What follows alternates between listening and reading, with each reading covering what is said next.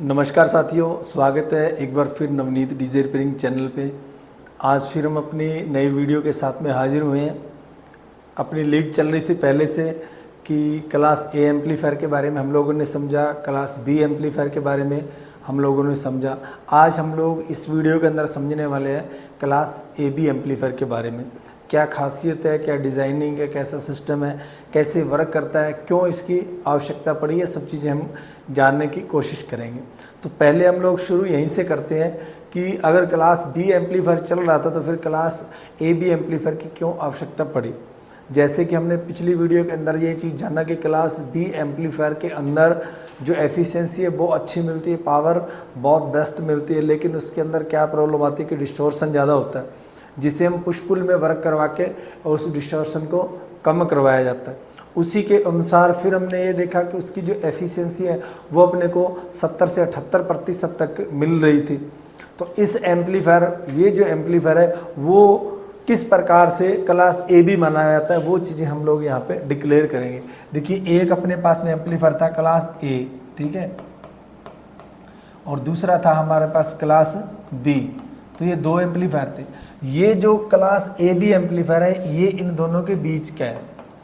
ये class A be in दोनों के बीच का बनाया हुआ है। क्लास ए में क्या खासियत थी कि क्लास ए एम्पलीफायर के अंदर जो सिग्नल था हमारा वो 360 डिग्री तक एम्पलीफाई हो रहा था। क्लास बी में 180 डिग्री पे, और ये है बीच का, ये इन दोनों के बीच का है। 380 डिग्री से कम है और 180 डिग्री से अधिक है। तो ये इस प्रकार से इन दोनों के बीच में रख करके ये बनाया गया है, यानी कि इन दोनों को मिक्स करके क्यों किया गया है, क्योंकि क्लास ए के अंदर क्या था, क्लास ए के अंदर क्लियरिटी बहुत अच्छी थी। क्लास ए एम्पलीफायर के अंदर डिस्टॉर्शन कम था, क्लियरिटी अधिक थी। क्लास बी में क्या था, क्लास बी के अंदर पावर अधिक थी, यहाँ क्लियरिटी अधिक थी। तो ये जो एम्पलीफायर बीच में इसलिए बनाया कि हमें क्लियरिटी भी अच्छी मिल जाए और पावर भी हमें अच्छी मिल जाए। तो इस एम्पलीफायर का अगर हम लोग जानने की कोशिश करेंगे कि फिर इसकी जो एफिशिएंसी है कितनी की रहनी चाहिए, तो इसकी हम एक मिनिमम मान सकते हैं कि 50% तक इसकी जो है एफिशिएंसी हम मान सकते हैं इस एम्पलीफायर की। इसके बाद में जो पावर बढ़ाने का और का जो प्रोसेस रहते हैं वो प्रोसेस रहते हैं सारे के सारे डिजाइनिंग के ऊपर, हमारे वोल्टेज के ऊपर, कितना करंट चाहिए उसके ऊपर। वो आगे चल के हम लोग और जानेंगे कि किस प्रकार से ये प्रक्रियाएं करी जाती है। तो इस एम्पलीफायर में सबसे ज़्यादा किस चीज़ का ध्यान रखा गया है कि क्लियरिटी हमें कुछ क्लास ए की तरह मिल जाए और पावर हमें क्लास बी की तरह मिल जाए। तो इसलिए इस एम्पलीफायर के इनके क्लास ए और क्लास बी के बीचों बीच इस एम्पलीफायर को लिया गया। ये छोटे सिग्नल पे अपने आप क्लास ए की तरह काम करने लग जाता है, बड़े सिग्नल पे ये क्लास बी की तरह काम करने लग जाता है। अभी हम लोग इसका जो ऑपरेटिंग कर्व दिया गया इस बारे के हम लोग जानने की कोशिश करेंगे, ठीक है। ये एक जो लाइन होती है ये साथियों करंट की लाइन होती है, ये जो होती है एक वोल्टेज की लाइन होती है। यहाँ पे जब हम दिखाई दे रहा है अपने को ये चीज़ें, तो ये इनपुट सिग्नल है, ठीक है। ये इनपुट सिग्नल हम इसमें दिया जा रहा है। ये देखो अभी यहाँ पे जो क्यू पॉइंट है, ये क्यू पॉइंट है जो इसकी यहाँ की जो जीरो लाइन है इससे थोड़ा सा ऊपर है, इससे थोड़ा सा ऊपर है, और जो हमें आउटपुट मिल रही है वो इस जीरो लाइन से थोड़ा सा ऊपर उठ के यहाँ से जब हम देखेंगे तो इस प्रकार से मिल रही है। अब नीचे नीचे कितनी कट गई, ये इतनी इतनी अगर हम लेके चलें तो इतनी इतनी नीचे से कट रही है ना, इतनी इतनी लाइन, बस यही है। अगर इस साइकिल को हम पूरा करते तो नीचे तक जाता ना, लेकिन ये यहाँ तक भी जब कट रही है इसका मतलब यही है कि ये अगर हम इसमें बात करें सिग्नल की तो किस प्रकार से ये कि ये क्लास ए की तरह, जैसे क्लास ए से यानी कि इसकी जो सिग्नल की जो है वो कम है और क्लास बी से क्या है कि ज़्यादा है, यानी कि इसके अंदर जो सिग्नल इस प्रकार से दिया जाता है कि पूरे से कम और आधे से अधिक, पूरे से तो कम और आधे से अधिक समय के लिए ट्रांजिस्टर के कलेक्टर से करंट है वो पास होता है। क्लास बी में हम लोगों ने क्या जाना था, क्लास बी के अंदर ये था कि जो ट्रांजिस्टर थे, जो ट्रांजिस्टर उपयोग होते हैं उसमें ट्रांजिस्टर अपने कट ऑफ रीजन के अंदर काम करते हैं, यानी कि जब तक सिग्नल नहीं आता तब तक ट्रांजिस्टर वो ऑफ कंडीशन में रहते हैं। अब क्लास ए बी में क्या किया गया है, क्लास ए बी में इस प्रकार से ट्रांजिस्टर को रखा जाता है कि थोड़ा सा ट्रांजिस्टर को ऑन रखा जाता है। दोनों जो ट्रांजिस्टर उपयोग होते हैं, कैनपियन और एक पीएनपी ट्रांजिस्टर, तो उन दोनों ट्रांजिस्टरों को थोड़ा सा ऑन रखा जाता है। पहले ऑन इसलिए रखा जाता है कि ये जो इसके अंदर हमारी जो वेवफॉर्म बनती है वो कहीं से कटे ना। अगर हम क्लास बी की वेवफॉर्म की बात करें तो क्लास बी में कुछ इस प्रकार से वेवफॉर्म बनती है, ऐसे करके, इस प्रकार से करके। ये जो बीच में जो लाइनिंग ऐसे जा रही है ना, ये क्या है, ये डिस्टोर्शन है, ये डिस्टोर्शन है, क्योंकि थोड़े से टाइम के लिए दोनों ही ट्रांजिस्टर ऑफ कंडीशन में रहते हैं। तो उस दौरान ये जो डिस्टोर्शन है, इसकी वजह से जो आवाज़ के अंदर क्रैकिंग आने के चांसेस रहते हैं। तो इसलिए क्लास ए बी में क्या कहा जाता है कि ये जो लाइनिंग है ये इस प्रकार से ना रहे, कैसे रहे, ये बिल्कुल इस प्रकार से रहे। इसलिए जो ट्रांजिस्टर होते हैं, इन ट्रांजिस्टरों को थोड़ा सा ऑन रखा जाता है, हल्का सा ट्रांजिस्टर को एक्टिव से हल्का सा ऑन रखा जाता है कि जिससे जो इसके बीच के अंदर जो डिस्टॉर्ट हो रहा था हमारा सिग्नल वो कटे ना, और जो साइन वेव हमारी बन रही है वो बिल्कुल क्लियर बने। तो कुछ इस प्रकार से अब यहाँ पे देखिए एक कंप्लीमेंट्री पेयर लगा करके ट्रांजिस्टर का यहाँ पे दिखाया भी गया कि एक पीएनपी ट्रांजिस्टर लगा दिया, एक एनपीएन ट्रांजिस्टर लगा दिया। तो एक ट्रांजिस्टर जो हमारा है वो ऊपर की साइकिल को पकड़ रहा है और एक जो है वो नेगेटिव साइकिल को पकड़ रहा है। अपने को यहाँ पे आउटपुट मिल रही है, यहाँ पे इनपुट दिया जा रहा है, इनपुट के बीच में इन्होंने यहाँ पे स्मॉल बाइसिंग के लिए 2 डायोड लगाएगी है। अभी देखो यहाँ पे तो सिर्फ इन्होंने 2 ट्रांजिस्टर से ये स्ट्रक्चर आप लोगों को यहाँ पे समझाया गया है, लेकिन ऐसा सिर्फ 2 ही ट्रांजिस्टर से पूरा एम्पलीफायर नहीं बनता। एम्पलीफायर जब बनाया जाता है तो उससे कितना का पावर लिया जाना है, कितना का करंट और किस वोल्टेज पे वो चलता है। तो इसलिए जो उसका सर्किट रहता है वो बहुत काफ़ी बड़ा रहता है। सिर्फ यहाँ पे एक समझाने की प्रक्रिया बताई गई है कि किस प्रकार से 2 ट्रांजिस्टरों से क्लास ए बी एम्पलीफायर आता है और दोनों ट्रांजिस्टर जो इसके अंदर रहते हैं कंप्लीमेंट्री पेयर इसके अंदर लगाया जाता है। तो क्लास ए बी एम्पलीफायर के बारे में हम लोग क्या जान रहे हैं कि क्लास ए बी एम्पलीफायर की हमें क्यों आवश्यकता पड़ी, क्योंकि क्लास बी एम्पलीफायर के अंदर 50% डिस्टॉर्शन था। तो उसके लिए हमें पुश पुल में एम्पलीफायर को वर्क करवाना पड़ता था, ठीक है, और क्रैकिंग साउंड भी आने के चांसेस थे उसके अंदर। तो उसकी वजह से ये जो क्लास ए बी एम्पलीफायर है, दूसरा उसके अंदर डिस्टॉर्शन की वजह से पावर तो अधिक थी लेकिन क्लैरिटी नहीं थी उतनी।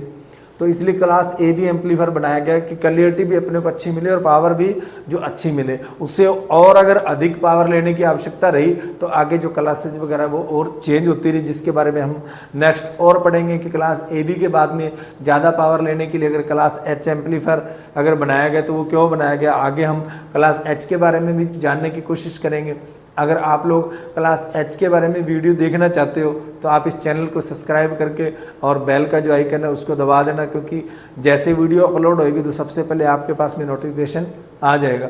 तो इस प्रकार से जो हमारे एम्पलीफायर है, जो क्लास ए बी का जो एम्पलीफायर है, इसलिए इस प्रकार से ये एम्पलीफायर बनाया गया, क्योंकि जब क्लास बी में आउटपुट में ट्रांसफार्मर लगा के पुश पुल में लगा करके अगर हम काम कर रहे थे ना तो बहुत भारी भरकम एम्पलीफायर बन रहा था। जिस प्रकार से अगर आप 1000 वाट का एम्पलीफायर एक आहूजा का देखो तो उसके अंदर 45-50 किलो वजन है, और वहीं पे अगर आप दूसरा कोई पावर एम्पलीफायर देख लो उसके अंदर सिर्फ एक पावर ट्रांसफार्मर है, आउटपुट के अंदर कोई ट्रांसफार्मर नहीं लगाया जाता, तो जिससे उसका जो वजन है वो कम हो जाता है। और वहीं पे अगर उस टेक्निकल में बनाते थे हम लोग, क्या था कि हर जगह पे आउटपुट ट्रांसफार्मर लगाना पड़ता था, और आउटपुट ट्रांसफार्मर की वजह से जो वजन है वो वजन बहुत ज़्यादा हो रहा था। उसके चलते हुए ये जो एम्पलीफायर है ये बढ़ाने पड़े कि जब हमें ज़्यादा पावर लेने की अगर आवश्यकता पड़ेगी। अब मान के चलो एक उदाहरण के लिए मैं आपको यहाँ पे समझाता हूँ कि अगर कोई एम्पलीफायर है कि अगर हमने मान लो 1000 वाट का एम्पलीफायर है, जब उसको आउटपुट ट्रांसफार्मर लगा करके बनाया तो उसके अंदर 45 kg वजन हो गया। और वहीं पे जब अगर हमने 5000 वाट का एम्पलीफायर उसी तरीके से बनाने की कोशिश करेंगे तो आप 45 × 5 करोगे तो देखो लो कितना सारा वजन इसके अंदर चला जाएगा, 2 क्विंटल के पार चला जाएगा। उठाएगा कौन? तो ये जो समस्याएं थी ना, इस समस्याओं से हल करने के लिए आगे जो क्लासिफिकेशन है वो चेंज हुआ। इसलिए आगे जो पावर एम्पलीफायर का जो प्रोसेस है वो स्ट्रक्चर है वो चेंज हुआ। अगर अभी हम बात करते हैं कि क्लास बी यानी जो इस टेक्निकल में जो एम्पलीफायर बने हुए थे हमारे, कौन से, जो ट्रांसफार्मर कपल्ड एम्पलीफायर बने हुए थे, जो ट्रांसफार्मर कपड़ बने हुए थे, और एक ये जो है ये डायरेक्ट कपल्ड एम्पलीफायर होते हैं, जिसके ऊपर अभी हमने बात करेंगे, जिसके अंदर आउटपुट का कोई भी ट्रांसफार्मर नहीं लगाया जाता, वो डायरेक्ट कपल्ड एम्पलीफायर होते हैं। तो इनके अंदर जो वजन है वो कम हो जाएगा और इनके अंदर वजन है ज़्यादा हो जाएगा। ये जो एम्पलीफायर थे, आउटपुट में ट्रांसफार्मर लगने की वजह से वो जो हम स्पीकर के इम्पीडेंस वगैरह जो करवाते, तो ये उस ट्रांसफार्मर की वजह से वो इम्पीडेंस इसके मैच हो जाते थे, तो उसके चलते जो एम्पलीफायर हमारा लोड भी ज़्यादा ले लेता था, लोड भी वो ज़्यादा ले लेता था। 1000 वाट का एम्पलीफायर 2000 वाट तक का लोड आराम से ये सहन कर लेते थे। अब जो लोग इन एम्पलीफायरों पे सीखे हैं चलाना, 500 वाट पे, 1000 वाट पे, जैसे 1000 वाट पे एम्पलीफायर पे 2000 वाट लोड डाल दिया, उन पे जो लोग चलाना सीखे हैं, तो वो जब आगे आगे पावर एम्पलीफायर जब चलाएंगे, जो डायरेक्ट कपल्ड एम्पलीफायर बने हुए अपने, तो इनको जब चलाएंगे, ठीक है, पावर एम्पलीफायर को, तो इनके लिए उन्होंने क्या तरीका, तो वो उनका सेम ही रह गया, जैसे ये चला रहे थे वैसे ये चला। तो ये वाले एम्पलीफायर इस वाले तरीके से नहीं चलते। क्यों नहीं चलते? क्योंकि ये जो क्लास ए बी एम्पलीफायर है, जैसे हमने स्टार्टिंग में देखा कि इनके साथ में थोड़ा सा समझौता किया होता है कि क्लास बी की तरह पावर ली है, लेकिन क्लास बी के जितनी पावर नहीं ली, उससे कुछ कम ली है। क्लास ए की तरह हमने क्लियरिटी ली है, लेकिन पूरी क्लास ए की तरह क्लियरिटी नहीं ली, थोड़ी सी उससे भी कम ली गई है। तो ये एम्पलीफायर क्या किया गया, दोनों तरीके से ये समझौता किया गया कि क्लास ए और क्लास बी के बीच में ये हमारा जो क्लास ए बी एम्पलीफायर बनाया गया है कि इधर से पावर और इधर से क्लियरिटी लेकर के एक समझौता करके ये एम्पलीफायर बनाया गया। इसी के साथ में जो पावर एम्पलीफायर है वो भी एक समझौता करके बनाए जाते हैं, दो चीज़ों का ध्यान में रखते हुए। क्वालिटी चाहिए, पावर चाहिए, लेकिन वजन नहीं चाहिए। यहाँ दो चीज़ें कि हमें पावर चाहिए, पावर भी चाहिए, क्वालिटी भी चाहिए हमें को, और दूसरा वजन नहीं चाहिए अपने को, वेट नहीं चाहिए। तो ये इनमें अगर जब वेट नहीं चाहिए तो वहाँ पे अपने को क्या करना पड़ेगा, वेट अगर अपने को कम चाहिए तो वहाँ पे अगर वेट कम के चक्कर में हमें ये समझौता करना पड़ता है कि पावर आपको अच्छी मिल जाएगी। मान लो जब इस एम्पलीफायर डिज़ाइन करने के लिए सपोज करो किसी इंजीनियर को किसी ने डिमांड करी कि हमें एक ज़्यादा पावर का एम्पलीफायर चाहिए, 5000 वाट का चाहिए, 4000 वाट का एम्पलीफायर चाहिए, लेकिन उसके अंदर वजन कम होना चाहिए। अगर ट्रांसफार्मर वाले तकनीक से बना रहे तो वजन ज़्यादा जा रहा था, लेकिन वजन क्या था, एक समस्या थी कि वजन कम होना चाहिए, पावर अच्छी मिलनी चाहिए। तो वहाँ पे इस बात का समझौता किया गया कि पावर आपको बढ़िया मिल जाएगी, क्वालिटी आपको अच्छी मिल जाएगी, वजन भी आपको कम मिल जाएगा। अब दिक्कत क्या थी, लोड की। अब आपको लोड के लिए आपको एक समझौता करना पड़ेगा। लोड के लिए क्या समझौता करना पड़ेगा, जिस प्रकार से आप आउटपुट में जिस एम्पलीफायर में ट्रांसफार्मर लगा होता है, अगर उन एम्पलीफायर को आप 1000 वाट के एम्पलीफायर के ऊपर, कितना 1000 वाट के एम्पलीफायर के ऊपर आप 2000 वाट का लोड डाल देते हो, उस प्रकार से ये एम्पलीफायर आपका नहीं चलेगा। ये एम्पलीफायर आपका चलेगा अंडर लोड। ये एम्पलीफायर अंडर लोड चलेगा। अगर 1000 वाट का एम्पलीफायर है और आप उसको 1000 वाट के अंदर अंदर ही चलाओगे, 1000 वाट से ऊपर नहीं चलाओगे। 1000 वाट का आप उसे 900 वाट पे चला लो, आप उसको 950 वाट तक का लोड देके चला लो, एम्पलीफायर बेस्ट चलेगा। यानी 1000 के आजू बाजू में आप चला लो, 1000-1100 सहन कर सकता है, लेकिन ये नहीं कि 1000 वाट का 1500 या 2000 डालोगे तो एम्पलीफायर फेल हो जाएगा। इसी वजह से ये समझौता रख के ही एम्पलीफायर बनाए। इसलिए जब आप पावर एम्पलीफायर में अगर आप लोग जाते हो तो वहाँ पे अगर किसी एम्पलीफायर के ऊपर लिखा हुआ है कि 2500, अगर वो 2500 वाट, अगर कोई एम्पलीफायर 2500 वाट का, आप उसको इस प्रकार से मत सोचो कि 1250 वाट का इसका चैनल 1 है और 1250 वाट का ही चैनल 2 है। इस प्रकार से अगर आप लोग समझते हो तो ये आप बहुत बड़ी एक मूर्खता है। कभी भी एम्पलीफायर को, अगर 5000 वाट का एम्पलीफायर है तो उसको 2 से डिवाइड मत करो कि 2500 वाट का एक और 2500 वाट का एक है, ऐसे डिवाइड नहीं करना है। क्योंकि अगर 2500 वाट का भी एम्पलीफायर है तो इसकी जो पावर है वो किस पे डिपेंड करती है, वो आउटपुट के अंदर जब हम लोड लगाते हैं तो लोड के ओम्स कितने हैं ये उस पर डिपेंड करती है कि यानी कि 2500 वाट का एम्पलीफायर है तो 8 ओम पे अगर इसका इम्पीडेंस है तो इसका जो लोड है कुछ अलग रहेगा पर चैनल का। अगर 4 ओम का इम्पीडेंस है तो इसका अलग रहेगा, अगर 2 ओम का इम्पीडेंस है तो इनका अलग रहेगा। उसके अनुसार जो इसमें से जो आउटपुट है वो ली जाएगी। इसीलिए ये चीज़ों का ये समझौता किया है। तो मैं आप लोगों को यही समझाने की कोशिश करूँगा कि जो लोग अगर डीजे भी बजाते हैं, चाहे आप टेक्नीशियन, तो आप ही उन लोगों को ये इस तरीके से गाइड कर सकते हो कि लोग गलतियाँ कहाँ पे करते हैं। ठीक है। कोई भी अगर 2 चैनल का एम्पलीफायर है, देखिए अगर ज़्यादा पावर, कई लोग देख रहे हैं ना आजकल बड़ी भागदौड़ लगी कि 4 चैनल एम्पलीफायर के पीछे भागने की कोशिश करते हैं कि 4 चैनल का एम्पलीफायर लेते हैं।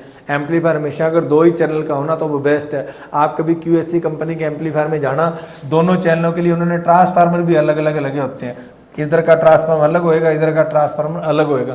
क्यों? क्योंकि इधर की पावर सप्लाई, इधर की पावर सप्लाई दोनों अलग अलग रहेंगी, बेस्ट क्वालिटी मिलेगी, क्योंकि दोनों का जो करंट है वो दोनों ट्रांसफार्मर से अलग अलग जा रहा है। अब जब हम 2 चैनल का ले रहे हैं तो 2 चैनल वाले में जो हमारा ट्रांसफार्मर तो कॉमन एक ही रह जाता है ना, ट्रांसफार्मर तो हमारा एक ही रह जाता है।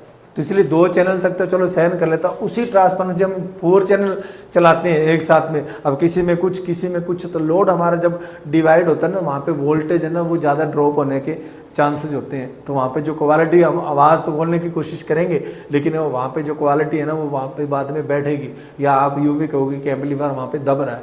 तो ज़्यादा जितना, क्योंकि जब वोल्टेज दबेगा तो जो प्रेशर है ना वो डाउन हो जाता है, क्योंकि जो प्रेशर है वो वोल्टेज पे ही निर्भर करता है। जिस एम्पलीफायर के आउटपुट में, क्योंकि इनपुट के जो वोल्टेज, अंदर की सप्लाई वोल्टेज है वो स्टेबल रहेगी, कम ड्रॉप करेगी, उतना ही आउटपुट में वोल्टेज अच्छा निकलेगा तो प्रेशर अच्छा मिलेगा।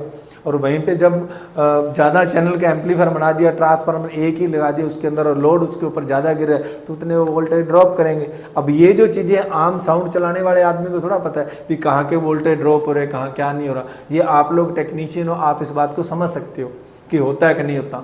जब आप कभी लोड पे चेक करते हो एम्पलीफायर, तब भी आपको पता चल जाएगा कि वोल्टेज कितना ड्रॉप हो रहा है, 4 ओम पे, 2 ओम पे, 8 ओम पे। साउंड चलाने वाला बंदा है ना, जो डीजे ऑपरेटर है, वो इस बात से समझ सकता है। उसको ये बोलना आप कि आप 16 ओम पे चला के देखो, एम्पलीफायर जल्दी क्लिप दिखाएगा। 8 ओम पे करो, उससे थोड़ा सा लेट, 4 ओम पे करो, उससे थोड़ा सा लेट, और 2 ओम पे चलाओ आपको एम्पलीफायर क्लिप तक पहुंचेगा नहीं, क्लिप की बत्ती नहीं शो करेगा। जब तक वो क्लिप की बत्ती शो करेगा तब तक एम्पलीफायर की जान निकलने लग जाएगी। प्रैक्टिकल करके देखना, ये मैंने तो बहुत बार किए हैं, आप भी करके देखना।